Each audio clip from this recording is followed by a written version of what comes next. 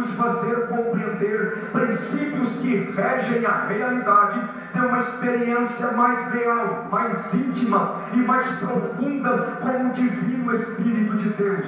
Jesus está tentando revelar, mostrar-nos uma lei espiritual, uma lei de reação e ação, que está intrínseca neste texto bíblico que nós acabamos de ler. Uma lei que todos aqueles que desejam um dia provar um derramamento do Espírito de Deus sobre suas vidas precisam entender, compreender e viver. Uma lei espiritual que a nossa geração precisa entender para deixar de apenas falar, ler e escrever sobre o avivamento e passar a viver e provar o gosto doce desta experiência sobrenatural, o avivamento do nosso Deus.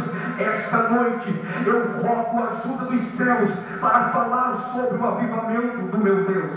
Esta noite eu rogo aos céus, a Deus, que derrame sobre nós a unção profética de Joel, para podermos profetizar um poderoso avivamento que traga de volta os sinais de sonhos, visões e profecias. Esta noite eu rogo aos céus que derrame sobre nós a ousadia do profeta Abacuque, para juntos em uma só voz olharmos em direção ao trono e clamarmos dizendo: aviva, ó Senhor, a tua obra no meio dos anos.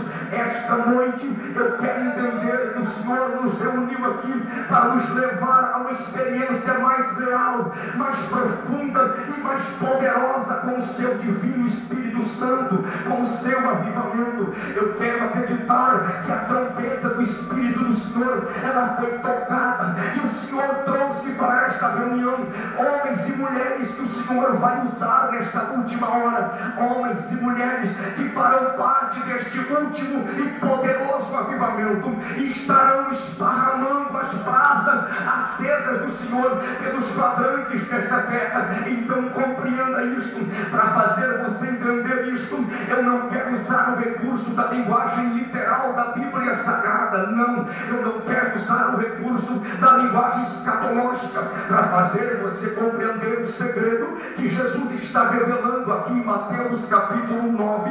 Eu quero usar a linguagem tipológica, simbólica da Bíblia Sagrada e aplicá-la a este texto, a esta parábola de Mateus capítulo 9 e dizer a todos os senhores que aqui estão que o vinho aqui deste texto, ele pode e é um dos símbolos poderosos do Espírito de Deus, de uma nova experiência, de um poderoso avivamento de Deus. Esta noite eu não quero fazer das palavras que o Espírito de Deus sussurrou aos meus ouvidos mais um lindo sermão sobre avivamento. Eu não quero trazer aqui um apanhado de palavras bonitas e bem colocadas, para que quando você ultrapassar aquela porta e voltar para a sua casa, você sair daqui dizendo: nossa, que mensagem bem esquadrinhada, que mensagem bem colocada, e não haja mudança na tua história. Não, como pregador do Evangelho de Jesus Cristo, esta noite o meu objetivo é servi-los desta revelação poderosa e fazer com que cada irmão que aqui está se alimente deste banquete sobrenatural e saia daqui saciado com sua alma e seu espírito jubilando na presença do Deus Todo-Poderoso, e mais do que isto, entendendo o que é que Deus tem para a nossa geração. Esta noite eu sei que se isto acontecer, Satanás estará encrencado com a nossa geração. Deus esta noite vai levantar alguém, Deus vai levantar, Deus vai levantar. Eu estou falando que Deus vai levantar alguém para esparramar, ai meu Deus, o avivamento, e este alguém pode ser você. Então entenda isto. Esta noite eu quero falar sobre o avivamento do meu Deus, e falar do avivamento do meu Deus é falar daquilo que há de mais belo na vida cristã.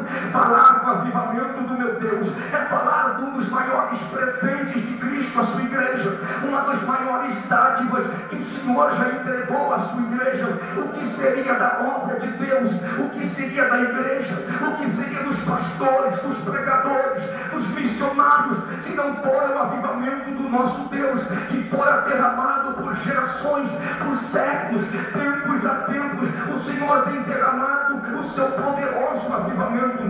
Por isso é que nós, os pentecostais, acreditamos então que o avivamento do nosso Deus não é uma atuação de Deus apenas no passado, mas sim uma realidade que pode ser vivida e experimentada por toda e qualquer geração que ousar ir em busca dela. Por isso que você encontrará espalhado pelos quadrantes deste planeta chamado Terra 7.000 homens e mulheres que defendem o avivamento a qualquer preço. 7.000 homens e mulheres que um dia foram confrontados por esta experiência sobrenatural. 7.000 homens e mulheres que um dia foram alcançados por esta experiência sobrenatural, e desde então, após serem confrontados por esta experiência extraordinariamente extraordinária, tiveram cicatrizes de lembrança na alma, cicatrizes que marcaram suas histórias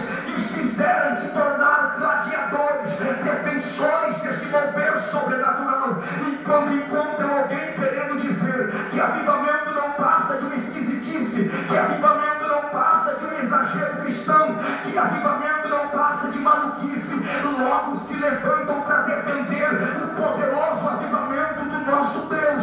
São homens e mulheres simples, sim, eram, mas quando o avivamento do nosso Deus os encontrou, os abraçou, os envolveu, os transformou em uma arma nas mãos do Senhor.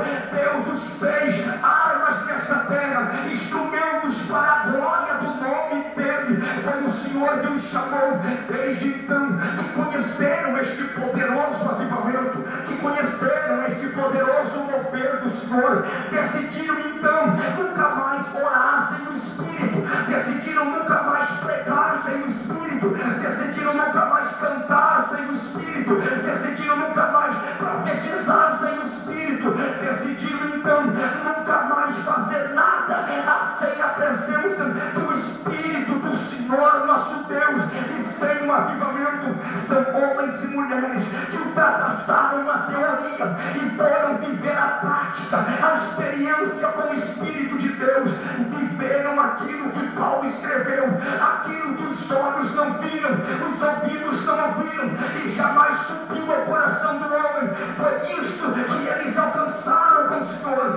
Mas infelizmente estes não são a maioria da nossa igreja, são uma minoria que tentam sobreviver no nosso meio, que tentam sobreviver guardando esta experiência sobrenatural. São criticados, são perseguidos, mas são estes que, se preciso morrer pelo avivamento, eles morrerão. Se for preciso pagar um alto preço pela verdade do avivamento, eles pagarão. Se a calúnia, se a perseguição é o preço que deverá ser pago para que o avivamento de Deus aconteça, então eles pagarão. Serão taxados de meninos, serão taxados de desequilibrados, serão taxados de crentinescos, mas nunca serão calados por meia dúzia de crentes que dizem que avivamento não existe mais, que avivamento já passou. Não, eu profetizo esta noite aqui em Bragança que esta cidade